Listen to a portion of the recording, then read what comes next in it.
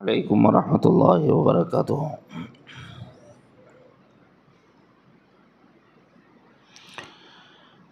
الحمد للہ نحمده ونستعینه ونستغفره ونستهديه ونؤمن به ونتوب إليه ونتوکل علیہ ونعوذ باللہ من شرور انفسنا ومن سیئات اعمالنا من يهده الله فلا مضل له ومن يضلله فلا هادي له ونشهد أن لا إله إلا الله وحده لا شريك له ونشهد أن سيدنا ونبينا ومولانا محمدا عبده ورسوله صلى الله عليه وعلى آله وأصحابه وبارك وسلم تسليما كثيرا كثيرا أما بعد أعوذ بالله من الشيطان الرجيم بسم الله الرحمن الرحيم والذين هم لأماناتهم وعهدهم راعون والذين هم على صلواتهم يحافظون أولئك هم الوارثون الذين يرثون الفردوس هم فيها خالدون وقال تبارك وتعالى يا أيها الناس أنتم الفقراء إلى الله والله هو الغني الحميد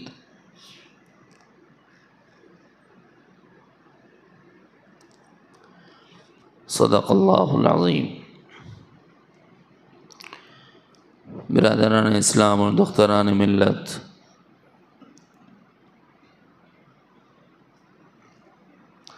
گزشتہ مضامین میں وارثین جنت کی صفات بیان کی گئی۔ اس کو خلق محمدی سے بھی تعبیر کیا گیا۔ اول وہلہ میں جنت میں جانے والوں کی صفات کے طور پر بھی اس کو بیان کیا گیا۔ اس میں سے ایک لفظ میری آج کے موضوع کا حصہ ہے، والذین هم لأماناتهم وعہدهم راعون۔ اور قرآن مجید کی دوسری جگہ سے ایک آیت مبارکہ تلاوت کی ہے، اس کو حقیقت عبد کہتے ہیں۔ صوفیاء کرام کی تعلیمات میں، اولیاء اللہ کے پاس طریقت کی تعلیمات میں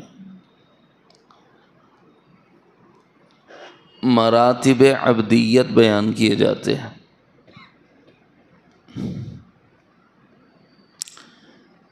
ایک ہے جسماً کسی بندے کو عبداللہ کہنا۔ آپ کون ہیں؟ عبداللہ۔ آپ کون ہیں؟ عبداللہ۔ آپ کون ہیں؟ عبداللہ۔ یہ جسماً عبداللہ ہے، اللہ کا بندہ ہے۔ عورتوں کے بارے میں کہا گیا یہ امۃ اللہ ہے۔ کوئی بھی ہو، جیسے عبد کے معنی غلام اور بندے کے ہیں، ویسے ہی مؤنث میں امت بولا جاتا ہے، اللہ کی غلام، اللہ کی بندی۔ عبد، امت، مرد کے لیے عبد بولا گیا، عورت کے لیے امت بولا گیا۔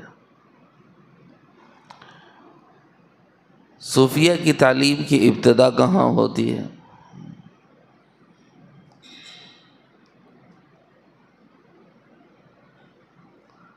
اور صوفیہ کی تعلیم کی انتہا کہاں ہوتی ہے؟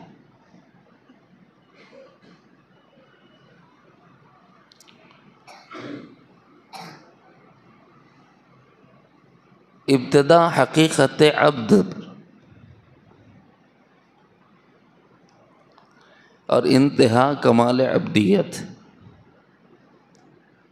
ابتدا حقیقت عبد اور انتہا کمال عبدیت. حاضر رہو گے، سمجھو گے تو فائدہ اٹھاؤ. یہ خالص سلوک کی تعلیمات کا ایک حصہ ہے.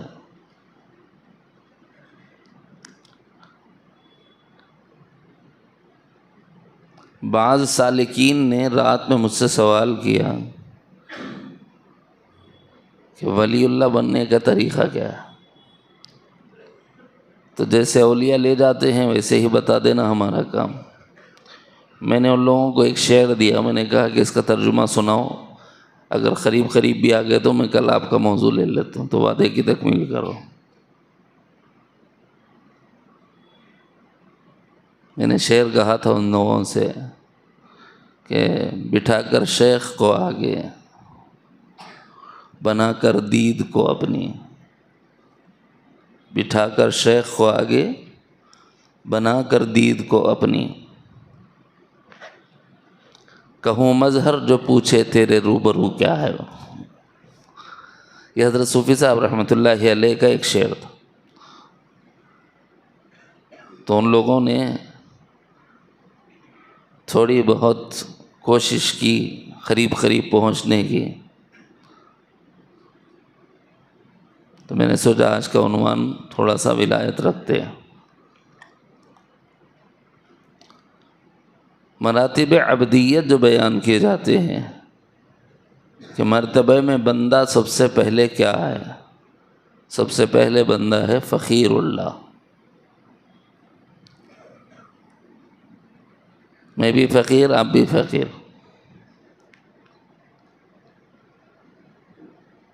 ایک بزرگ ایک جگہ بیان کر رہے تھے، اس میں بیٹھا ہوا تھا بڑا امیر. میں بھی فقیر، آپ بھی فقیر. وہ تو فقیر، تیرا باوا فقیر بولا. میں کہاں کا فقیر، میں تو امیر بولا.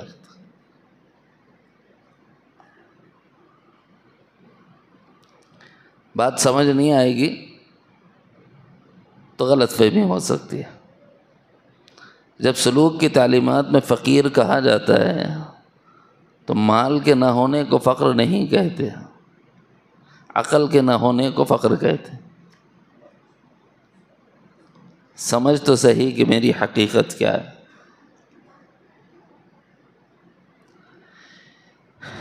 آپ کی حقیقت، کائنات کی حقیقت، ہر ذرے کائنات کی حقیقت، سب کے سب کیا ہیں؟ فقیر اللہ.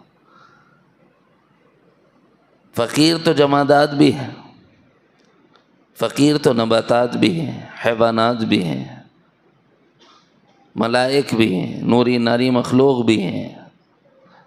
لیکن اللہ تعالیٰ کو ضرورت ہی نہیں پڑی ان لوگوں کو بولنے کی، کیونکہ ان کو پتہ ہے ان کی حقیقت کیا ہے. یہ ایک انسان ہے جس کو پتہ نہیں ہے کہ اس کی حقیقت کیا. اس واسطے اس کو سمجھایا جا رہا ہے کہ تیری حقیقت میری حقیقت، اس کی حقیقت اس کی حقیقت، ہم سب کی حقیقت ایک ہے، وہ ہے ہم ہیں فقیر اللہ.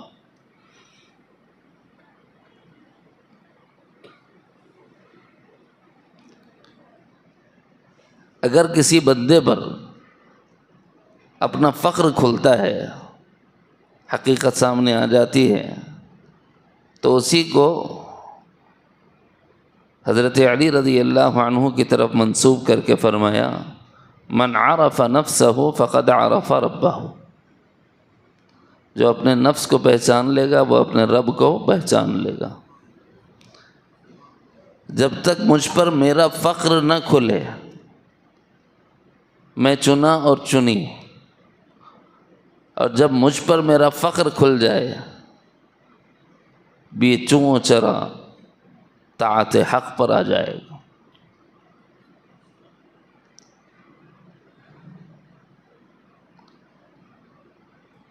ہم جتنی ڈینگیں مارتے ہیں، میں یہ کر دوں گا، میں وہ کر دوں گا، میں ایسا کر دوں گا، میں ویسا کر دوں گا، اس کی وجہ صرف یہی ہوتی ہے کہ اپنی حقیقت اپنے کو یاد نہیں رہتی.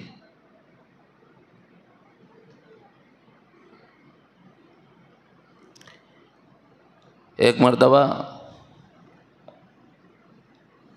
ہمارے طالب علمی کا زمانہ تھا، وہ بولتے ہیں نا نوجوانوں میں جوش ہوتا ہے، شوق ہوتے ہیں، انہی میں سے ہم بھی ایک تھے۔ خاندان والے بولتے تھے انہیں ناک پہ مکھی بیٹھنے نہیں دیتا، بولے سمجھ گئے نا۔ ایک مرتبہ میری زبان سے ایک جملہ نکلا کہ میں ایسا کر دوں گا، تو میری والدہ کو سخت ناپسند ہوا۔ آج بھی موجود ہیں، جسے جا کر تصدیق کرنا ہو کر لے۔ مجھے بلایا اور بلا کے اتنا ہی پوچھا، بیٹے آپ خدا کب سے ہو گئے؟ تھوڑی دیر کے لیے تو مجھے سکتا پڑ گیا کہ سب کہہ کیا رہے ہیں، میں نے خدائی کا دعویٰ تھوڑے کیا۔ لیکن جو کام اللہ کے لیے خاص ہے، جب بندہ اس کی نسبت اپنی طرف کرتا ہے تو یہ گویا خدائی کا دعویٰ ہے۔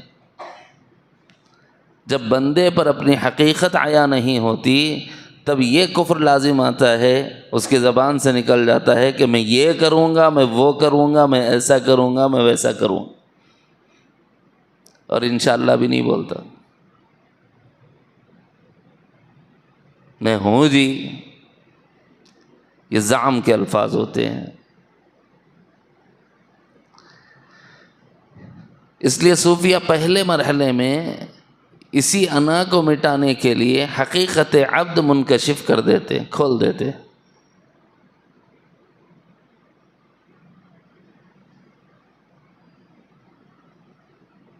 لا کے ذریعے سے نفی کرائی جاتی ہے۔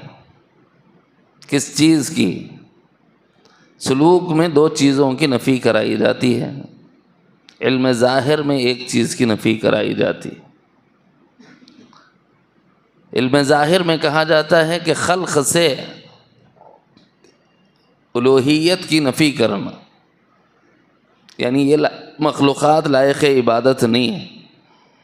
الوہیت کی نفی، مخلوق لائق عبادت نہیں، یہ علماء کے پاس بیان ہوتا رہتا ہے۔ سالکین کے پاس اس سے بڑھ کر کہتے ہیں نہیں سو نہیں۔ کیا مطلب؟ نہ صرف الوہیت کی نفی کرو بلکہ اصالتاً کسی کے کچھ ہونے کی بھی نفی کر دو۔ یہ کچھ ہے ہی نہیں، میں کچھ نہیں ہوں، آپ کچھ نہیں ہیں، کوئی کچھ نہیں۔ جب تک منشأ ربانی ظاہر نہیں ہوا، میرے اور آپ کی حیثیت لم یکن شیئا مذکورہ کی ہے، ہمارا کوئی تذکرہ اس کائنات ارضی و سماوی میں نہیں ہوتا تھا۔ اور جب ہم مر جائیں گے تو ہمارا کوئی تذکرہ باقی نہیں رہے گا۔ محبت رہی سال بھر، 2 سال بھر آدمی ایصال ثواب کرے گا، اس کے بعد ایصال ثواب بھی انا للہ و انا الیہ راجعون، اس کا بھی جنازہ نکل جاتا ہے۔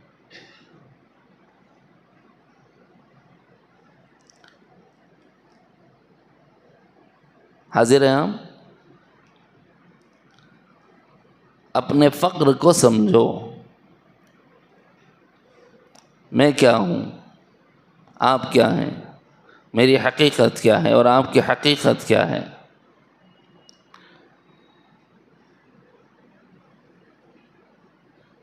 ہماری اور آپ کی حقیقت معلوم الہی ہے، ہم صرف اللہ تعالیٰ کے علم میں تھے،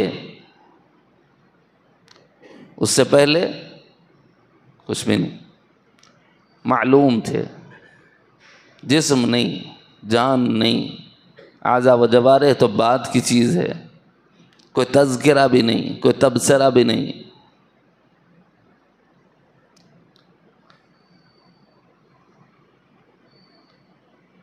مسلوب الوجود تھے، لیکن علمت ثابت ہونے کی وجہ سے اس کو ثابت الذات کہتے ہیں۔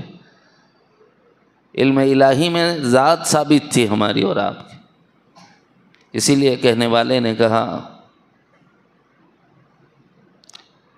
میں ہوں ایک قطرہ بآغوش دریا، میں ہوں ایک قطرہ بآغوش دریا، ازل سے ابد تک بہا جا رہا ہوں۔ مخلوق کب سے ہے؟ مخلوق کب سے معلوم ہے؟ جب سے علیم ہے۔ اللہ کب سے ہے؟ ازل سے ہے۔ اور اللہ کے علم سے کبھی ہم باہر نکل سکتے؟ نہیں نکل سکتے۔ کب تک رہیں گے؟ جب تک اللہ کا علم رہے گا۔ اللہ کا علم کب تک؟ جب تک وہ ہیں علیم ہیں۔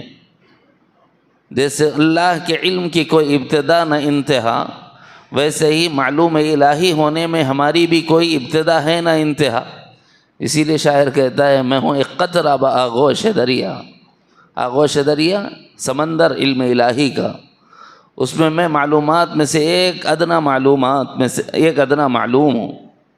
میں ہوں ایک قطرہ بآغوش دریا، ازل سے ابد تک بہا جا رہا ہوں۔ اس کو کہتے ہیں ثابت الذات ہونا۔ علم الہی میں ہماری ذات ثابت تھی، ہماری صلاحیات کے ساتھ، ہماری استعدادات کے ساتھ، ہماری قابلیات انفعالیہ کے ساتھ، یعنی ہمیں بنائیں تو ہم کیا بن سکتے ہیں وہ بھی اللہ جانتے ہیں، کیسے بن سکتے ہیں وہ بھی جانتے ہیں، کتنا دیں تو کتنا لے سکتے ہیں وہ بھی جانتے ہیں۔ قابلیات فعلیہ اور قابلیات امکانیہ اس کو بولتے ہیں۔ ہماری استعدادوں کے مطابق ہمیں جانتے ہیں، صلاحیتوں کے مطابق ہمیں جانتے ہیں۔ وہ اپنے علم سے کہہ رہے ہیں اگر میں ہی نہ چاہتا تو آتا کہاں سے؟ تو چاہت سبب اور ذریعہ بنی معلوم کو مخلوق بنانے کی۔ چاہت سبب اور ذریعہ بنی معلوم کو مخلوق بنانے کی۔ تو جو بنایا وہ دینے والا، جو بنا وہ لینے والا۔ فرمایا کہ میں انسانوں تم ہو وہ ذات جو لینے والی ہو، اور میں ہوں وہ ذات جو کسی سے لیتا نہیں ہوں۔ یا ایھا الناس انتم الفقراء الی اللہ، اے لوگو تم سب کے سب اللہ کے بھکاری ہو۔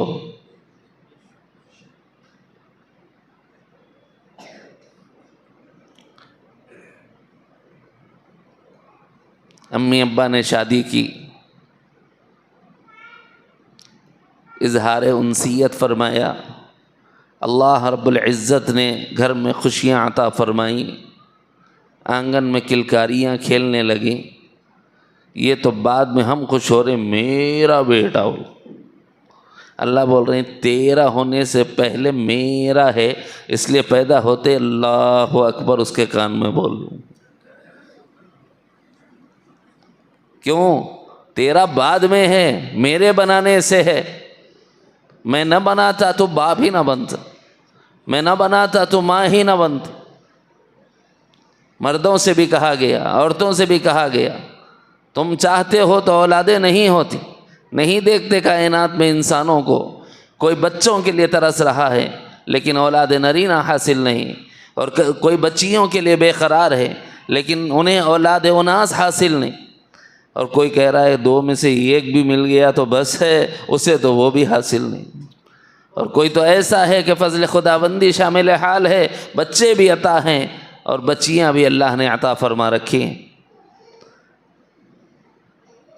یہ انعامات خداوندی ہے، ہمارے چاہنے سے ہم نہیں ہوئے۔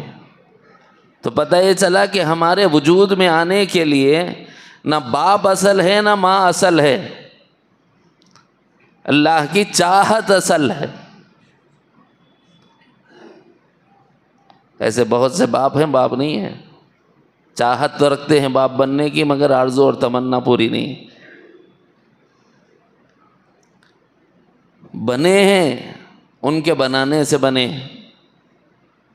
یہ مراحل میں پہلے بھی گنوا چکا ہوں۔ پشت پدر سے، رحم سینہ مادر سے اللہ رب العزت ایک نطفے کو خارج کراتے ہیں، اس کو جمع کرتے ہیں، پھر اس کو راستہ دیتے ہیں اس استقرار کے محل تک پہنچنے کا، اور جب وہاں پہنچتا ہے تو اس کی حفاظت، اس کی نگہبانی فرماتے ہیں، تاں کہ جس میں انسانی متشکل ہوتا ہے ایک پانی کے ذریعے سے۔ اللہ سوال کرتے ہیں ہے کوئی تم میں سے جو پانی پر صورت گری کر کے بتائے؟ پانی پہ کوئی تصویر کبھی بنا سکا ہے؟ جب قرآن کا یہ اعلان سنا نا تو ایک نصرانی کھڑا ہوا، کہا میں بناؤں گا، اور اس نے برف اٹھایا، اور برف چونکہ منجمد ہوتی ہے تو اس کے بعد اس میں نقش و نگار کیے اور ایک تصویر بنائی، اور بنا کے کہنے لگا دیکھو مسلمانوں، تمہارا خدا کہتا ہے تم پانی میں کچھ نہیں بنا سکتے، میں نے پانی پر بنایا ہے۔ لوگ بولے چل کے دیکھیں گے، ایسا کیسا اللہ کے دعوے کو جھٹلا، جا کے دیکھے تو پورا برف گھل گیا تھا۔ بھائی ایسی چیز بناؤ نا کہ آپ کو چھوئیں تو چھوا جا سکے، آپ کو سنیں تو سنا جا سکے، آپ کو دیکھیں تو دیکھا جا سکے، آپ سے ملیں تو ملا جا سکے، گفتگو کریں تو گفتگو کی جا سکے۔ بنا سکتے ہو؟ آج کل لوگ روبوٹ بنا رہے ہیں اور یہ بول رہے ہیں کہ ترقی ہو گئی۔ ایک ہی سوال ہے، آرٹیفیشل انٹیلیجنس ہے، اس میں جو معلومات ہیں وہ آپ کی ڈالی بھی ہیں کہ اس کی پیدا کی ہوئی ہیں؟ سمپل سوال ہے بھائی، آپ جتنا ڈالے اتنا ہی پڑا ہوا ہے انہیں، اس کے آگے اس کو کچھ بھی نہیں آتا۔ تو پتہ یہ چلا کہ وہ آپ جس کو یہ سمجھ رہے ہیں کہ آرٹیفیشل انٹیلیجنس ہے، اس کے بعد ہمیں افراد کی ضرورت نہیں، پہلے مرحلے میں اگر انہیں بگڑ گیا تو سب سے پہلے فرد ہی چاہیے، میکینیکل انجینئر چاہیے، الیکٹریکل انجینئر چاہیے، الیکٹرانکس جاننے والا چاہیے، نہ ہو تو پھر وہ ایک لوہے کا کباڑ ہے، اس سے بڑھ کے کچھ بھی نہیں۔ کہاں خدا کی قدرت میں مداخلت کرنے جا رہے ہو؟ کوئی بنا سکتا ہے ایسا؟ کیسا بنایا؟ اتنا پیارا، تھوڑا ظرافت کے لہجے میں بولوں، ایک اماں کو بچہ پیدا ہوا، دواخانے میں گئے تو نرساں دیکھ کے بولے کہتے اماں ڈامر کا ڈھلا، بولے گا، لیکن اماں جب گود میں اٹھائی نا تو سب سے پہلے اٹھاتے ہی بولی میرا چاند ہے، بولی رنگ کیا؟ ڈامر سے ذرہ کھلا، لیکن ماں اس کو کیا کہتی ہے؟ چاند۔ یہ استعارہ اس لیے سنایا کہ ہم کیسے ہیں یہ بتاؤں، فقہی مسائل میں سے ایک مسئلہ سنا کر۔ بادشاہ لوگ بھی بڑے عجیب اٹھ پٹانگ حرکتاں کرتے رہتے۔ ایک بادشاہ کو اپنی زوجہ پر بڑی محبت آئی، خانم سے کہنے لگے، خانم بولے تو بیگم گھر والی کو، چاند کو دیکھ رہے ہیں، منڈیر پر کھڑے ہوئے ہیں گھر کی چھت پر، چاند کو دیکھ رہے ہیں، بیوی کو دیکھ رہے ہیں، اب محبت کے جوش میں بول گئے یہ چاند سے زیادہ خوبصورت نہیں ہے تو تیرے کو 3 طلاق بولے۔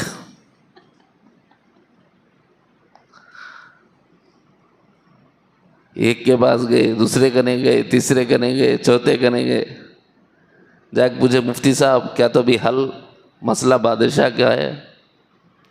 بولے بادشاہ رہن دو، تھرم خواہ رہن دو، ہمارے کیا کرنا ہے، جو مسئلہ ہے وہ بتائیں گے۔ اس نے طلاق مشروط دی ہے۔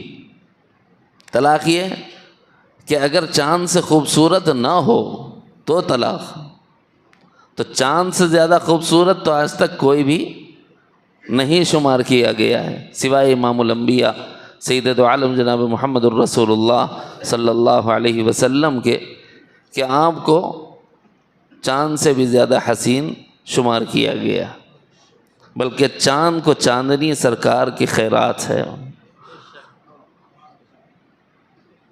یہ ایک بات ملتی ہے، لیکن افراد انسانی میں سے کوئی انسان اتنا خوبصورت ہے ایسا تو نہیں ہو سکتا۔ لہٰذا ہر مفتی فتویٰ لکھتے ہوئے لکھ رہا ہے کہ صاحب ہمارے حساب سے واللہ اعلم بالصواب صور ظاہر میں اس عورت پر طلاق واقع ہو گئی۔ 2 اقوال ملتے ہیں، ایک قول امام ابو یوسف رحمۃ اللہ علیہ کا ہے، اور ایک قول سیدنا شیخ عبد القادر جیلانی رحمۃ اللہ علیہ کا ہے۔ ان دونوں کے الفاظ ملے جلے ہیں، چاہے یہ درست منسوب امام الاولیاء کی طرف ہو یا درست منسوب امام ابو یوسف کی طرف ہو۔ ان کے پاس بھی آئے لوگ، بولے مسئلہ یہ ہو گیا، بولے کچھ بھی نہیں ہوا، جاؤ، بولا کچھ بھی نہیں ہوا، جاؤ، بولتے عالمہ پکڑ لیا دلیل، کیونکہ ہم کوئی چیز بغیر دلیل کے ایکسپٹ نہیں کرتے، نہیں لیتے۔ فقہ کا مسئلہ ہے، حرام کو حلال کر رہے ہیں آپ، اور حلال کو حرام کر دینا، اور حرام کو حلال اور حلال کو حرام کر دینا، یہ تو دائرہ اسلام سے نکال دیتا ہے، معمولی بات تو نہیں ہے کہ ایک مطلقہ کو آپ کہہ رہے ہیں کہ طلاق نہیں ہوئی اور جا کے رہ جاؤ تو حرام کام حلال ہو جائے گا۔ تو کہنے لگے میرے پاس دلیل ہے۔ بولے کیا دلیل ہے؟ فرمایا لقد خلقنا الانسان فی احسن تقویم۔ کیا سورہ 3 میں 4 5 قسمیں کھا کے رب نے نہیں کہا کہ میں نے انسان کو اچھے سانچے میں بنایا ہے؟ جب انسان اچھے سانچے میں بنا ہے تو بنانے والا کون؟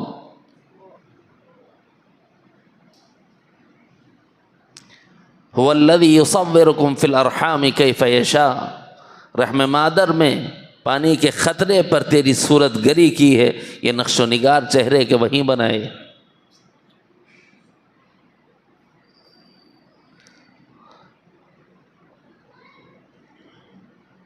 جب اس نے وہاں یہ سب کچھ دیا ہے تو فقیر نہیں تھا تو کیا تھا؟ صوفیہ کہتے ہیں خالی فقیر نہیں تھا، فقیر بھی بڑا فقیر تھا۔ والد صاحب فرمایا کرتے تھے انسان میں بولتا کیا ہے انہیں فقیر چھوٹا بھی نہیں، بڑا فقیر ہونا۔ بڑا فقیر کا مطلب چھوٹا فقیر وہ ہوتا ہے جس کے پاس مانگنے کی صلاحیت ہوتی ہے، اللہ کے نام پہ دے دو، سرکار کا صدقہ دے دو، نبی جی اہل بیت کا اتارا دے دو، کچھ تو بھی بولتا سامنے والے کو پھسلانے کے واسطے، مگر بولتا، ہاتھ میں کشکول ہے نا، کشکول کا ہونا، زبان سے بولنے کی صلاحیت کا پایا جانا، پھر بولنا، تو کیا ہے انہیں فقیر۔ ہم بڑے فقیر کیسے؟ ہم بڑے فقیر ایسے کہ نہ مانگنے کو کشکول تھا اور نہ زبان تھی زبان سے بولنے کو، تو کون بڑا فقیر؟ پھر انسان اس دنیا میں آ کے بول رہا میں، بولے تو کیا میں، بکری کا میں۔ حضرت فرمایا کرتے تھے ہم تو بڑے فقیر ہیں صاحب۔ اسی کو اللہ فرما رہے یا ایھا الناس انتم الفقراء الی اللہ۔ کائنات میں کوئی ذرہ ایسا نہیں ہے جو اللہ کا محتاج نہ ہو، لیکن سب کو اس بات کا ادراک ہے کہ وہ اللہ کے محتاج ہے۔ اگر اس کو کسی نے بھلایا ہے تو وہ انسان نے بھلایا، اس لیے اللہ نے خطاب کرتے ہوئے مخاطب انسان کو بنایا ہے اور یوں کہا یا ایھا الانسان، یا ایھا الناس، اے لوگوں کہا جاتا ہے، انسان سے بنا ہوا ہے۔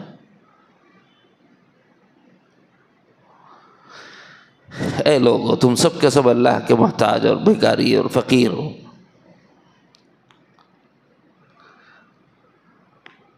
اسی لیے حضرت پردادا پیر مچھلی والے کمر اللہ شاہ صاحب رحمۃ اللہ علیہ کے اشعار میں کہیں ملتا ہے، فرماتے ہیں میرا مجھ میں کچھ نہیں، جو کچھ ہے سو تیرا۔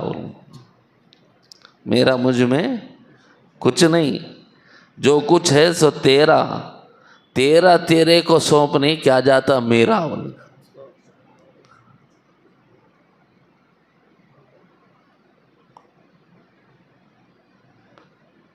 ایک ہے جسم، اور اس جسم کے اندر ایک ہے دماغ، اور اس دماغ میں ہے ایک ہے خیال، اور اس انسان کے اس خیال کی بابت حضرت صوفی علیہ الرحمہ نے ارشاد فرمایا، یہ جو انسان بولتا ہے نا کہ میرا، حضرت نے فرمایا میرا یعنی یہ میں جو میرا بول رہا ہوں نا، میرا خیال ہے میرا، خالی میرا بول کے میرا بول لے رہا ہوں میں، اور یہ میرا خالی خیال ہے. ایسے خیالات لاکھوں آتے اور چلے جاتے، ایسے خیالوں کی کوئی اہمیت ہی نہیں ہے. میرا خیال ہے میرا. بلکہ بعضوں نے یہ کہا ہے کہ وہ خیال بھی اس کی عطا سے ہے. سوچنے کی صلاحیت، سمجھنے کی فہم، بوجھنے کا ملکہ اور قابلیت یہ عقل کو ہوتی ہے، اور وہیں پر خیالات کا ورود ہوتا ہے. تو عقل کے دینے والے کون؟ اللہ. تبھی تو خیال آیا نا، ورنہ خیال آتا کیسے؟ حق تعالی جل شانہ کی جو عنایات ہیں سالک طریقت پر جب یہ اس طرح کھل جاتی ہیں کہ میں تو کچھ بھی نہیں ہوں، کچھ بھی نہیں ہے، تو پھر دکھ رہا سو کیا؟ سر سے لے کے پیر تک بال بھی نظر آ رہے ہیں، پیشانی بھی، ابرو بھی نظر آ رہے ہیں، پلک بھی، دیدے بھی نظر آ رہے ہیں، بینائی بھی، چہرہ اور رخسار بھی نظر آ رہا اور داڑھی بھی، کان بھی نظر آ رہے ہیں اور سماعتیں بھی، ناک بھی نظر آ رہی ہے اور سانس لینے کی صلاحیت بھی، منہ بھی نظر آ رہا ہے اور بولنے کو زبان بھی، آواز بھی سنائی دے رہی ہے اور کلام بھی. یہ جو چیزیں ہمیں نظر آ رہی ہیں یہ ہے کیا؟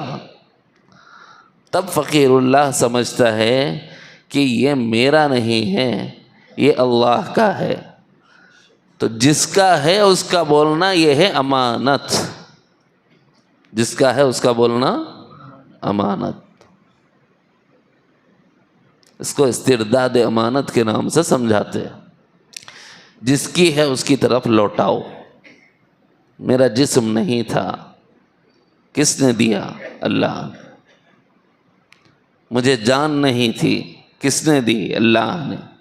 حیات نہیں تھی، کس نے دی؟ اللہ نے. علم نہیں تھا، کس نے دیا؟ اللہ نے. ارادہ و قدرت نہیں تھی، کس نے دی؟ اللہ نے. سماعت، بصارت اور کلام میرا نہیں تھا، کس نے دیا؟ اللہ نے. ایک چھوٹا سا سوال یہاں آ کر حضرات صوفیہ فرماتے ہیں کہ بھائی یہ 100 روپیہ آپ کے پاس رکھو، یہ 100 روپیہ آپ کے پاس رکھو، یہ آپ کو دے رہا ہوں، گھنٹے بھر بعد آؤں گا اور آپ سے لے لوں گا. کیا بھائی اس 100 روپیے کو پھاڑ سکتے ہو؟ بیگم نے کہا تھا کہ 2 کلو بیگن لے کے آنا، کیا میں اس سے بیگن خرید سکتا ہوں؟ نہیں صاحب، آج تو 100 روپے ہاتھ میں ہیں. بولے بچے کے واسطے چاکلیٹاں لے کے جاتا ہوں. بولے کیا صاحب لے جا سکتے ہو؟ کیوں؟ دماغ خراب ہو گیا کیا؟ گھنٹے کے بعد آگ پوچھا تو کہاں سے لا کے دوں؟ جس کا ہے اس کو دینے کا ہے، میرے نہیں ہے. تو پھر یہ زندگی کس کی ہے؟ اس کو دینا ہے نہیں ہے، تو یہ زندگی کیسے گزار رہے ہیں؟ لا تزول قدم ابن آدم یوم القیامت حتی یسأل عن 5 عن عمره فیما افناہ. یہ زندگی تمہاری جس پر تمہارا دعویٰ ہے کہ میری ہے، یا تو سچے ہو یا جھوٹے. اللہ کہتا ہے میری ہے، بندہ کہتا ہے میری ہے. اب دونوں میں سچا کون؟ ومن اصدق من اللہ قیلا. سچ میں اللہ سے بڑا سچا کوئی نہیں، بولنے میں اللہ سے سچا کوئی نہیں.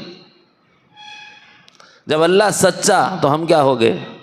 جھوٹے. اس لیے سلوک میں پہلا سبق ہے حضرت چشتی اجمیری رحمۃ اللہ علیہ کا، عقل حلال اور صدق مقال. صدق مقال نہیں ہے تو پھر دین و تصوف سے آپ کا کوئی تعلق نہیں ہے، طریقت سے آپ کا کوئی لگاؤ نہیں ہے. دھوکہ ہے، دھوکہ نفس کا صرف. اگر یہ خیال آ گیا کہ جس کی ہے اس کو دینا ہے، تو یہ پوری عمر کس کی دی ہوئی ہے؟ اور دی ہوئی اللہ کی ہے، اور اللہ نے کہلوا دیا ہے کہ میں اس کا سوال تم سے کروں گا پیدائش سے لے کے موت تک. کون سا وقت کہاں لگایا، کس کام میں لگایا، جائز تھا کہ ناجائز تھا، یہ میں تجھ سے پوچھ کر رہوں گا. جب ایک سالک کو یہ کھل جاتا ہے کہ میری زندگی میری نہیں ہے، تو وہ سوال کرتا ہے جب میری نہیں ہے مولا تیری ہے مجھے کیوں دیا، مجھے کیوں دیا ہے؟ خود اللہ کہتا ہے برتنے کے لیے، استعمال کرنے کے لیے، اجازتوں سے فائدہ اٹھانے کے لیے۔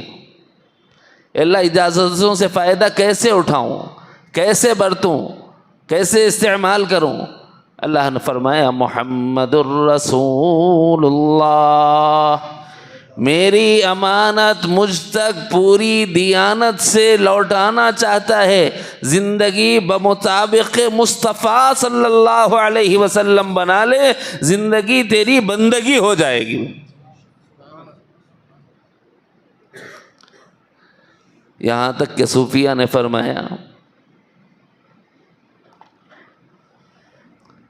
تقاضۂ فطرت ہے، آدمی کھانا کھاتا ہے، کھانے کے بعد کبھی تو ہضم ہوگا، ہضم کے بعد پھر کھائی ہوئی اس چیز کو نکالنے کی ضرورت بھی محسوس کرے گا، قضائے حاجت کے لیے جائے گا۔ فرمایا کہ اس کا یہ قضائے حاجت کو جانا دو طرح سے ہوگا، ایک طرح یہ ہے، ایک طریقہ یہ ہے کہ اپنے مرضی کے مطابق چلا جائے، اور دوسرا طریقہ ہے کہ محمد مصطفیٰ کے طریقے پر چلا جائے۔ من مرضی کا مطلب طہارت خانے میں داخل ہو رہا ہے، دعا نہیں پڑھ رہا، داخل ہو رہا ہے سیدھا پیر اندر ڈال رہا، داخل ہو رہا ہے وہاں بیٹھ کے مشغول ہے کھانے پینے میں، قضائے حاجت بھی ہو رہی، کھا بھی رہا ہے۔ ایک صاحب بولے کون کھاتے مول صاحب وہاں؟ وہ تو جتنے گھٹ کے کھانے والے دیکھ لے بابلا، نہیں یقین آیا تو کونے دیکھ لے معلوم ہو جاتا، کھاتے بھی وہاں پیتے بھی وہاں، سمجھ گئے نا باقی؟ تو یہ سب کیا ہے؟ یہ طریقے مصطفیٰ کے خلاف۔ اگر کوئی بندہ قضائے حاجت کو جا رہا ہے، اپنا بایاں پیر اندر ڈالنے کا ارادہ کرتا ہے، اللہم انی اعوذ بک من الخبث والخبائث، پیارے آقا نے فرمایا تم اپنی مرضی کے مطابق جاتے ہو اور جانے کے بعد باہر آتے ہو، پھر تم یہ کہتے ہو کہ مجھے شیطان کے اثر نے چھو لیا ہے، تو تم نے میرا طریقہ کیوں چھوڑ دیا؟ کیا تمہیں میں نے نہیں بتایا تھا کہ کیسے داخل ہونا ہے؟ وہ جگہ ہے جس کو اجازت دی گئی مقامات خبز سے فائدہ اٹھانے کی، یعنی اس کی غذا غلاظت ہے، وہ اس کے کھانے کے لیے وہاں ہوا کرتا ہے۔ جب تم جاتے ہو اور دعا نہیں پڑھتے، تمہاری شرم گاہوں سے کھیلتا ہے۔ ہم کچھ بھی نہیں سمجھ رہے اس کو، دعا پڑھنے کو معمولی سی چیز سمجھ رہے۔ ارے وہ بچوں کو رٹا دینا مول صاحب مکتب میں بول رہے ہیں، اب پھر مول صاحب وہ دعا پڑھو شیطان چڑھ گیا، شیطان کو چڑھنے دیے سو والا کوئی اور نہیں ہم ہی ہے۔ کیوں؟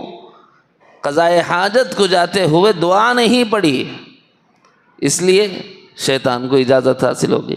کاش کہ رب کی پناہ میں آتا مصطفیٰ کے طریقے پر اور کہتا اے اللہ میں تیری پناہ پکڑتا ہوں من الخبث والخبائث، ہر گندگی سے اور ناپاک جگہ پر رہنے والوں کی خباثتوں اور شرارتوں سے آپ کی پناہ میں آتا ہوں۔ یہ طریقہ تو مصطفیٰ نے سکھایا۔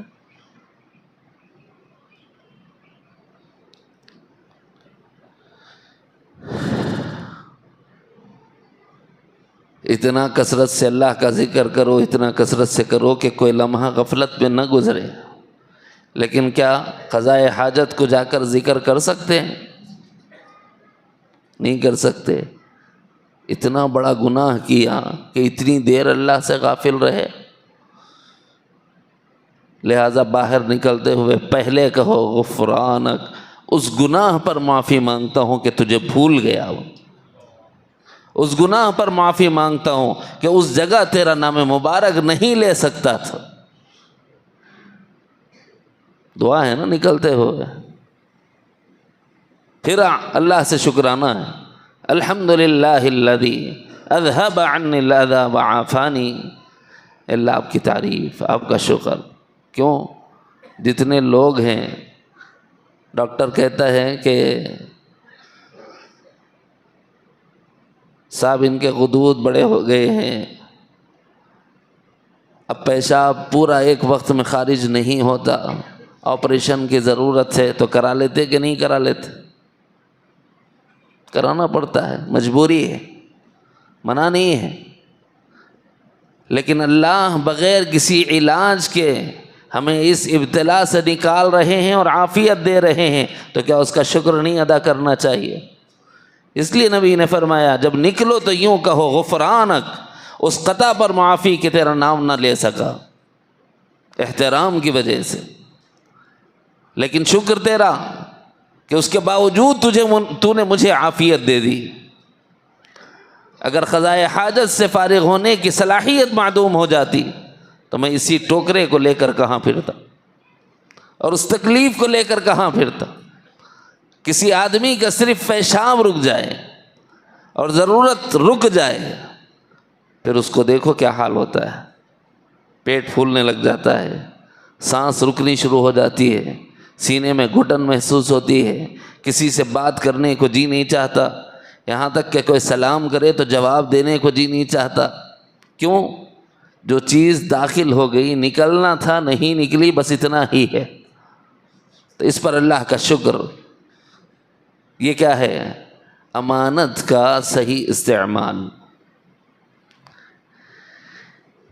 یہ زندگی اللہ کی دی ہوئی ہے، یہ نعمتیں اللہ کی دی ہوئی ہیں، حیات اللہ کی دی ہوئی ہے، لہذا اس لیے اس کے اندر اس زندگی میں کوئی آدمی خودکشی نہیں کر سکتا۔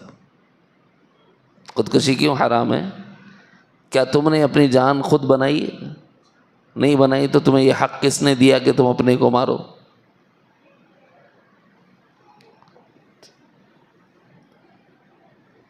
بعض لوگ اس غلطی کے مرتکب ہو جاتے ہیں۔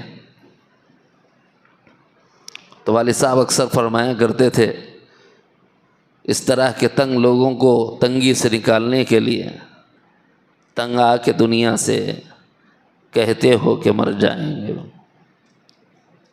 جو لوگ بولتے ہیں نا صاحب خودکشی کی اجازت دیے تو میں اب بھی پھانسی ڈال لیتا ہوں، کئی کو ارے صاحب پوری زندگی لگا دیا بھائیوں کے پیچھے، ڈبا چھوڑے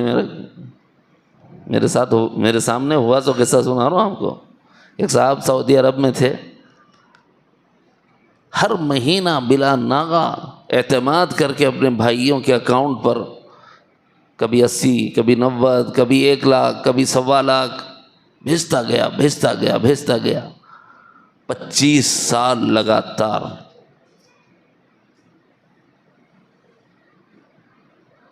25 سال ہر مہینہ جب آدمی نے اتنے پیسے بھیجے تو کچھ تو بچنا چاہیے نا بھائی، تاکہ وہ واپس آئے تو اس کو اپنی زندگی گزارنے کے لیے کچھ سامان میسر ہو۔ تو قدم رکھتے ہی بھائیوں نے کہا، جب ان کو پتہ چلا کہ ایگزٹ پر آیا ہے، ایک ہوتا ہے خروج عودہ، ایگزٹ ری انٹری، وہ ایگزٹ ری انٹری نہیں کر کے صرف ایگزٹ یعنی خروج نہائی لگا کر آ گیا۔ میں بھی سعودیہ میں تھا اس واسطے میرے کو معلوم ہے، خروج نہائی لگا کے آ گیا۔ تو جب بھائیوں کو پتہ چلا کہ بھائی صاحب خروج نہائی لگا کے آئے ہیں، یعنی صرف ایگزٹ لگا کر آ گئے ہیں، اب جانے والے نہیں ہیں، تو دوسرے دن ان لوگوں نے اس کو گھر سے نکال دی۔ کریش کیا تم ہمارے واسطے؟ پوچھ، میرے پاس آیا، میں نے سمجھانے کی جتنی ہو سکتی تھی کوشش کی، لیکن 1 مہینے کے اندر تھوڑے دن تو اس نے تحمل کیا۔ اب کھانے کو کھانا نہیں، پینے کو پانی نہیں، رہنے کو مکان نہیں، وہی گھر جو اس کے پیسوں سے بنا ہوا ہے اسی میں اس کو آنے جانے کی اجازت نہیں، ماں موجود ہے ماں سے ملنے کی اجازت نہیں، بھائی موجود ہیں کوئی آسرا اور سہارا دینے کو آمادہ اور تیار نہیں۔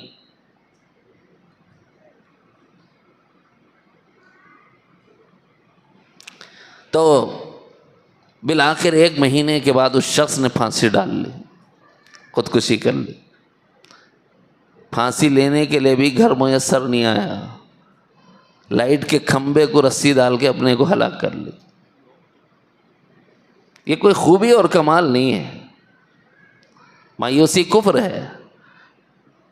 اصل میں یہ چیز پیدا کیوں ہوئی؟ یہ انسان کی بے اعتدالی کی وجہ سے۔ اگر تم نے اعتدال قائم رکھا ہوتا، بیوی بچوں کا حق انہیں بیچتے، ماں باپ بھائی بہنوں کا حق انہیں بیچتے، زکوٰۃ نکالنے کا شرعی جو حق ہے وہاں ادا کرتے، اور بقیہ مال کو محفوظ رکھتے، تو پھر تمہارے واپس لوٹنے پر یہ مال تمہارے کام آتا۔ لیکن جب محبت میں غلو ہو جاتا ہے اور اعتدال کی روش بندہ چھوڑ دیتا ہے، پھر ایسی لغزشیں اور خطائیں کھاتا ہے، ایسی ٹوکریں کھاتا ہے، اس کے بعد سنبھلنا مشکل ہو جاتا ہے۔ بے اعتدالی اس کا قصور تھا، مرنے کو بھی جگہ نصیب نہیں۔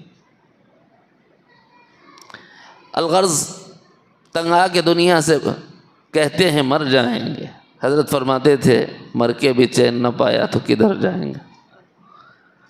کہ خودکشی کرو گے تو ڈنڈے نہیں پڑیں گے، عذاب کے کوڑے نہیں برسیں گے، تم سے پوچھا نہیں جائے گا کہ یہ زندگی تمہاری نہیں تھی، تم نے اس کو کیسے حرام کا ارتکاب تم نے کر لیا اس زندگی میں۔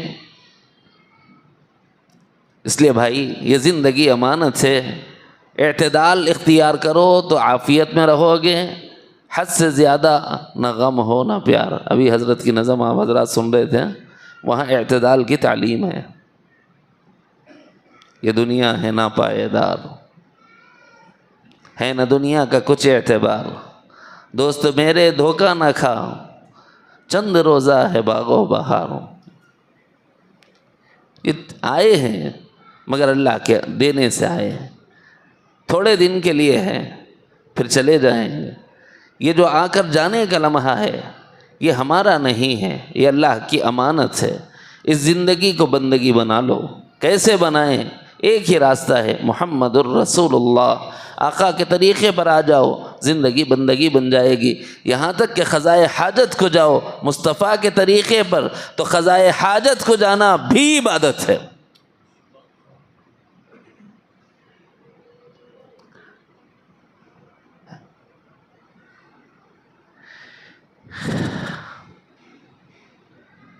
یہ آنکھ کس کی دی ہوئی ہے؟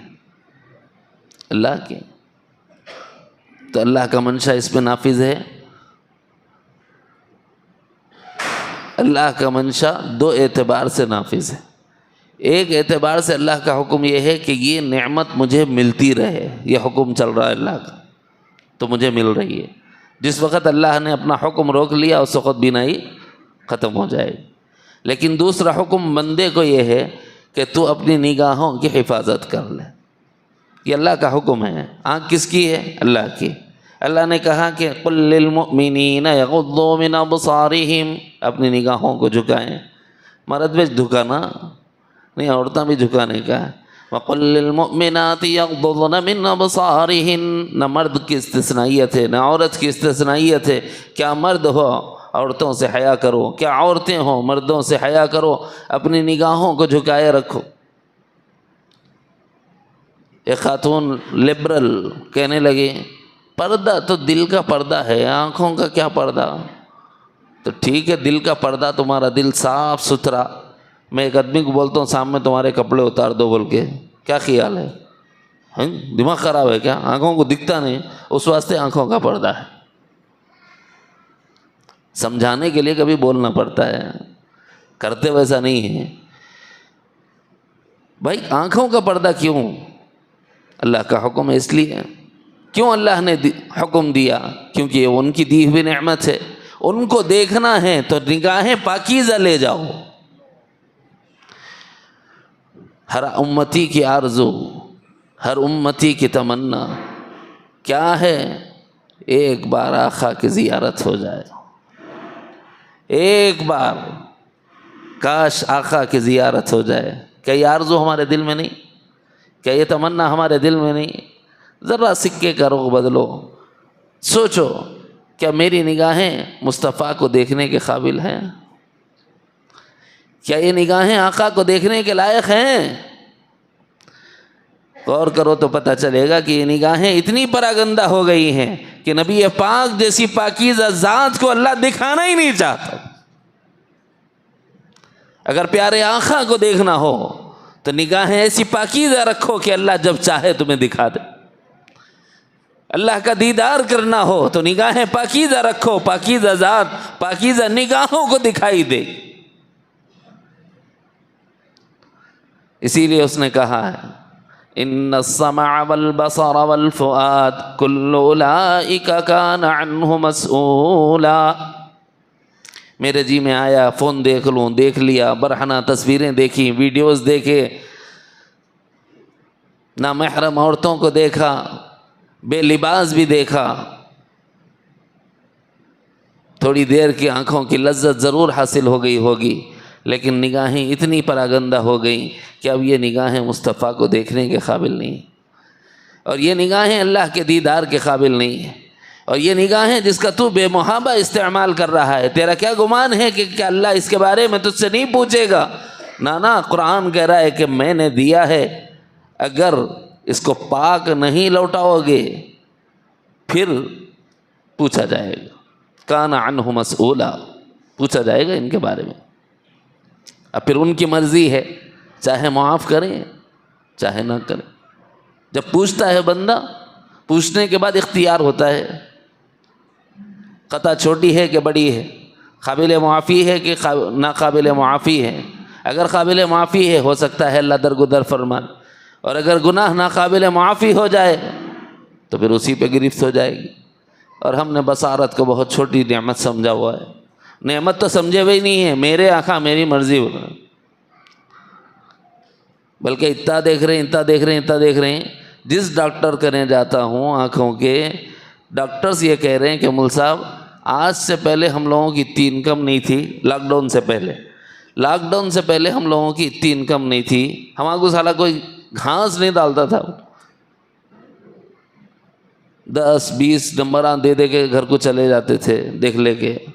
لیکن اب 10-20 تو ہم لوگ گھنٹے میں دیکھ لے رہے ہیں. کیوں؟ ہر چھوٹا بچہ، کیونکہ لاک ڈاؤن میں اسکولز بند ہو گئے تھے تو بہانہ کیا تھا؟ آن لائن پڑھنے کا تھا. وہاں سے فون بچے کے ہاتھ میں آیا. اب ہر بچہ فونوں میں اس قدر لت ہو گیا، اس قدر محو ہو گیا کہ پھر اب ان کی نگاہیں ان کی شعاؤں کی وجہ سے، جو ریزز ہوتی ہیں اسکرین کی، اس کی وجہ سے اتنی متاثر ہو رہی ہیں کہ ہر ڈاکٹر جو آنکھوں کا ہے وہ اپنے پاس ہزاروں پیشنٹ رکھتا ہے. کیوں صاحب؟ نگاہوں کا استعمال صحیح نہیں. بچپن سے ہی نگاہوں کا استعمال صحیح نہیں ہے تو 55 تک کیا حال ہو جائیں گا بڈھے کا؟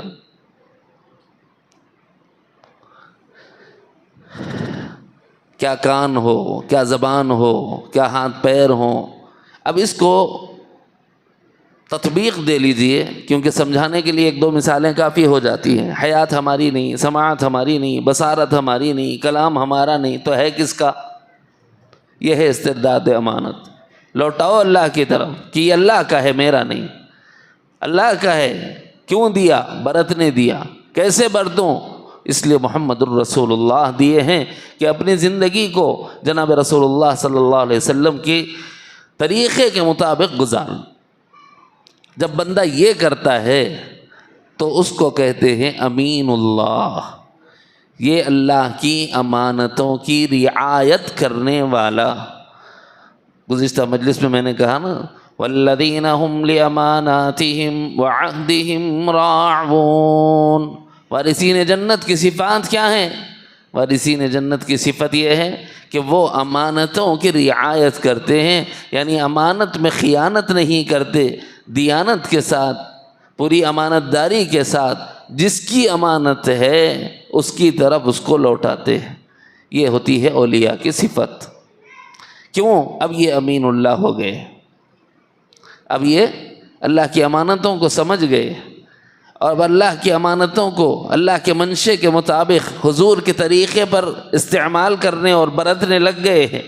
اب ان کا درجہ بڑھ گیا، فقیر اللہ سے یہ امین اللہ ہو گئے. کچھ نہیں تھے، اللہ کے دینے سے یہ سب کچھ ہو گئے، بلکہ بہت کچھ ہو گئے. اب کیا کرتا ہے؟ جب شعور امانت ملتا ہے تو سب سے پہلی چیز جو اس کو حاصل ہوتی ہے وہ یہ کہ صاحب میری زندگی اس رب کی بندگی سے نہ نکلے،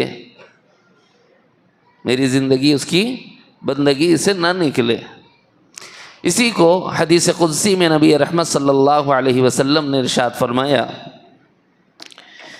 کہ کوئی بندہ مجھ سے قریب نہیں ہوتا وما يتقرب إلي عبدي بشيء أحب إلي مما افترضت عليه، مگر اس بات کے ذریعے سے کہ جس چیز کو میں نے اس پر فرض کیا ہے وہ اس کو پورا کرتا ہے۔ یہاں سمجھنے کی جو چیز ہے وہ یہ کہ جیسے ہمارا جسم ہمارے پاس امانت ہے، ویسے ہی ہماری روح ہمارے پاس اللہ کی امانت ہے۔ جیسا اللہ کے احکام ہمارے جسم پر نافذ ہوتے ہیں، ویسے ہی اللہ کے احکام ہماری روح پر نافذ ہوتے ہیں۔ تو بندے کی روح کا، جسم کا تقاضا ہوتا ہے کھانا کھانے کا، اور روح کا تقاضا ہوتا ہے بندگی کا۔ روح تقاضا کرتی ہے بندگی کا، تو اس تقاضے کی تکمیل کا راستہ کیا ہے؟ اللہ کی فرض کردہ چیزیں، نماز، روزہ ہے، زکوٰۃ ہے، حج ہے، ذکر ہے، تلاوت ہے، امر بالمعروف ہے، نہی عن المنکر ہے، دعا ہے۔ یہ سب کیا ہیں؟ اللہ نے کرنے کے جو کام دیے ہیں وہ ہیں۔ مما افترضت علیہ، جو میں نے اس پر فرض کیا وہ اس کو پورا کرتا ہے۔ اس سے کیا ہوتا ہے؟ یہی امین اللہ جب میرے فرائض کو پورا کرتا ہے تو ولی اللہ ہو جاتا ہے۔ ولی بننے کا طریقہ کیا ہے؟ اپنی حیثیت کو جاننا، کون ہوں میں؟ فقیر اللہ۔ پھر جو کچھ مجھ پر نظر آ رہا ہے وہ کیا ہے؟ اللہ کی امانتیں ہیں، میں اس کا حامل ہوں۔ جب بندے کو شعور ملتا ہے کہ یہ میرا نہیں اللہ کا ہے، تو اس شعور امانت کی وجہ سے اور استرداد امانت کی وجہ سے اس کو امین اللہ قرار دیا جاتا ہے۔ شعوراً جب یہ امین اللہ بنتا ہے، اللہ کے مرضی کے مطابق زندگی گزارنا چاہتا ہے، تب پھر یہ ولی اللہ کہلاتا ہے۔ جتنے اولیاء ہوتے ہیں وہ فرائض کو نہیں چھوڑا کرتے، کیونکہ ولایت فرائض سے ملا کرتی، ولایت فرائض سے ملا کرتی، گو کہ یہ درجے میں ادنا ہے لیکن مل جاتی ہے اس پر۔ اس کے بعد جب کسی کے سامنے حقیقت کا علم لینے کے لیے بیٹھتا ہے تو اس کو شیخ کامل کہتے ہیں۔ جب اپنی دید کو بناتا ہے، مرشد کامل کو سامنے بٹھاتا ہے، بحیثیت انسان کامل، ولی کامل، اپنے شیخ کو سامنے بٹھا کر بھی جب پوچھتا ہے تیرے سامنے کیا ہے، تو وہ شیخ کو اللہ نہیں کہتا، غیر اللہ کہتا ہے۔ اللہ اللہ ہے، غیر اللہ غیر اللہ ہے۔ بٹھا کر شیخ کو آگے بنا کر دید کو اپنی، کہوں مظہر جو پوچھے تیرے روبرو کیا ہے۔ یہ ولی ہیں، یہ اللہ سے ملائیں گے، یہ اللہ تک پہنچنے کا راستہ بتائیں گے، مگر یہ خدا نہیں ہو جائیں گے۔ یہ امتیاز قائم رکھتا ہے۔ جب یہ قابلیت اس میں آ جاتی ہے تو پھر شیخ کے توجہات اس پر پڑتی ہیں اور پھر وہ اس کو اجازت سے سرفراز فرماتے ہیں۔ جب ولایت کے بعد خلافت مل گئی تو خلافت ہے کیا؟ امامہ باندھ لینا، عبایا پہن لینا، خلافت ہے کیا؟ عصا پکڑ لینا، خلافت ہے کیا؟ بھائی ہمارے شیخ حضرت صوفی صاحب رحمۃ اللہ علیہ فرمایا کرتے تھے، خلافت میرے نزدیک دعوت سے بڑھ کر کچھ نہیں۔ کیا مطلب؟ تم جس راستے پہ پڑ چکے ہو اسی راستے پر اللہ کے بندوں کو لاؤ تاکہ اللہ سے ملائیں، یہی تو خلافت ہے، اور کیا ہے؟ خلیفۃ اللہ فی الارض بندہ جب بنتا ہے، جب فخر کھلتا ہے، امانتوں کا شعور رکھتا ہے، امانتوں کو اللہ کے منشے کے مطابق برتتا ہے اور ولایت حاصل کر لیتا ہے، پھر شیخ کی توجہات شامل ہو جاتی ہیں، تو ولایت سے بڑھ، فرائض سے بڑھ کر نوافل کی کثرت کرنے لگ جاتا ہے تاکہ اللہ کا قرب خاص اور اللہ کی محبت خاص حاصل ہو جائے۔ تو اس خلافت کے عطا ہو جانے پر یہ عبداللہ بنتا ہے۔ پیدا ہوا تو بھی عبداللہ ہی تھا، بے اعتبار جسم عبداللہ تھا۔ پیدا ہونے کے بعد میری حقیقت آپ کی حقیقت پر حقیقت ہر ایک پر کھل جائے، یہ فقیر اللہ ہے۔ مجھ میں کچھ نہیں، جو کچھ ہے مولا کا ہے۔ جب یہ شعور ملتا ہے تو تو اس شعور کے مل جانا اور استرداد امانت کر دینا، یہ امانت کہلاتا ہے۔ یہ اٹھانے والا اور یہ کرنے والا امین اللہ ہوتا ہے۔ امانتوں کو سمجھ کر جس کی ہیں اس کے احکام کو بجا لاتا ہے تو ولی اللہ کہلاتا ہے، اور فرائض کے ساتھ ساتھ نوافل کی کثرت کرنے لگتا ہے شیخ کی توجہات کی برکت سے، تو پھر شیخ کرم فرماتے ہوئے خلافت عطا فرما دیتے ہیں، تب یہ عبداللہ کہلاتا ہے، اب یہ حقیقی بندہ کہلاتا ہے۔ یعنی اس بندے کو یہ شعور مل گیا کہ بندہ کہتے کسے ہیں۔ خلاصہ بولو، بندوں کو خدا سے ملانے کو بندہ کہتے ہیں۔ جو بندہ بندوں کو خدا سے ملائے وہی بندہ حقیقتاً اللہ کی نگاہ میں بندہ ہے، اور یہ کام سب سے زیادہ کرنے والی ذات امام الانبیاء والمرسلین رحمت للعالمین سیدنا محمد الرسول اللہ صلی اللہ علیہ وسلم کی ہے۔ اسی لیے آقا نے ارشاد فرمایا، قیامت میں اگر امتیوں کو دیکھو گے تو ایک طرف پورے نبیوں کی امت ہوگی اور ایک طرف تنہا میری امت ہوگی۔ اتنے پورے نبی مل کر اللہ کے بندوں کو اللہ کی طرف جو لائے، ان کی جتنی تعداد ہوگی امام الانبیاء جناب محمد الرسول اللہ صلی اللہ علیہ وسلم کی امتیوں کی تعداد اتنی ہوگی۔ کیوں؟ سب سے زیادہ اللہ کے بندوں کو اللہ سے ملانے والے حضرت محمد الرسول اللہ صلی اللہ علیہ وسلم ہیں، اسی لیے آپ عبد کامل ہیں۔ اس کا اظہار اللہ نے آپ کے عروج روحانیت میں فرمایا، سبحان الذی اسری بعبدہ، پاک ہے وہ ذات جو لے گئی راتوں رات اپنے بندے کو۔ محبتوں کے سارے استعارے توڑ دیے اللہ نے، میرا بندہ۔ نہیں سمجھ آیا تو دوسرے لفظوں میں کہوں کہ ہماری ہی اولاد ہے۔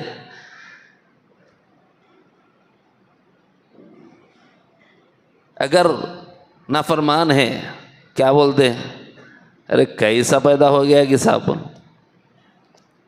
ایسا دکھتا ہی نہیں، میرا حیش نہیں بولے۔ کبھی اماں پہ غصہ آیا تو بولتے تیرے جیسا نکلا ہی نہیں۔ کبھی ماموں پہ غصہ رہا تو بولتے ماموں پہ گیا ہی نہیں بولتا، خراب اگر نکل گیا۔ اپنی اولاد بولنے کو تیار نہیں، لیکن اگر فرمانبردار رہا، خدمت والا رہا، محبت والا رہا، پھر کیا بولتے ہیں؟ چاہے وہ ان پڑھ رہ جائے، جاہل رہ جائے، اب پھر آپ یہ کہتے ہیں کہ یہ میرا ہے جی، میرا بیٹا ہے نہیں۔ ارے کیا بھی پڑھا ہوا نہیں ہے؟ پڑھی گئے سیکھتے سی۔ مودی پڑھا ہوا ہے کیا؟ پی ایم نہیں بن گیا؟ مثالیں بہت مل جاتی ہیں۔ کیوں بھائی؟ اس لیے کہ جو بچہ محبت والا ہوتا ہے، جو بچہ خدمت کرتا ہے، جو بچہ منشے کو پورا کرتا ہے، وہ محبوب ہو جاتا ہے۔ اسی لیے آقا محبوب رب العالمین، اللہ کے بندوں کو سب سے زیادہ اللہ سے ملانے والے محمد الرسول اللہ ہیں۔ اسی لیے عروج روحانیت میں اللہ نے بعبدہ فرمایا، یہ ہے میرا بندہ۔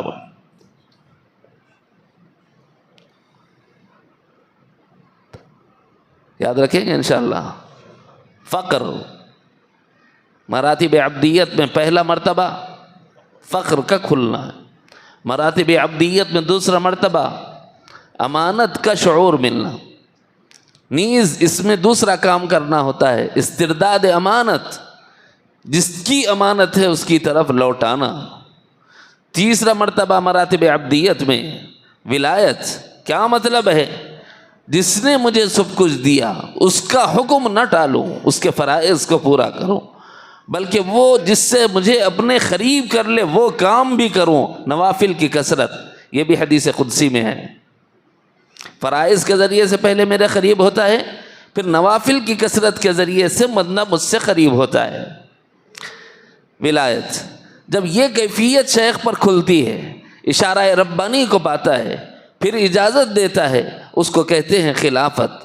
اصل میں خلافت اللہ نے عطا فرما دی ہے، اس خلافت سے اس خلافت کو جوڑ دیا جاتا ہے۔ جب یہ جڑ جاتا ہے، کنیکشن مل جاتا ہے، تو اب اس کی جو روشنی ہے وہ پھیلنے لگتی ہے، مریدین، منتسبین، سالکین، محبین کی نام سے معنون ہو کر۔ ارے صاحب کس کے مرید ہیں؟ فلاں کے ہیں۔ کیوں؟ یہ اللہ کے بندوں کو اللہ سے ملاتے ہیں۔ غیر اللہ کی حقیقت منکشف کراتے ہیں، کھولتے ہیں کہ غیر اللہ کی حقیقت کیا ہے، ما سوی اللہ کی حقیقت کیا ہے۔ اسی لیے حضرت فرمایا کرتے تھے جس پر جتنا ما سوی اللہ کھلے گا اس پر اتنا اللہ تعالیٰ کی تجلیات عیاں ہوں گی۔ ما سوی اللہ کا کھلا، غیر اللہ ہونا کھلنا، جتنا کھلے گا وہ اتنا ہی عروج پر پہنچے، سمجھے گا کہ اللہ تعالیٰ کہاں کہاں اپنی شیونات کے ساتھ تجلیات کے ساتھ جلوہ فرمائے۔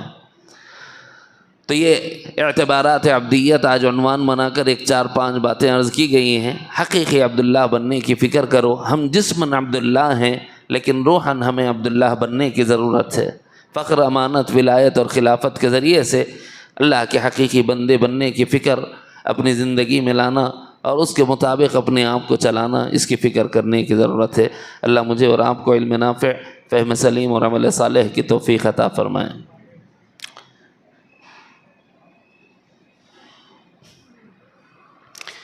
کلمات استغفار۔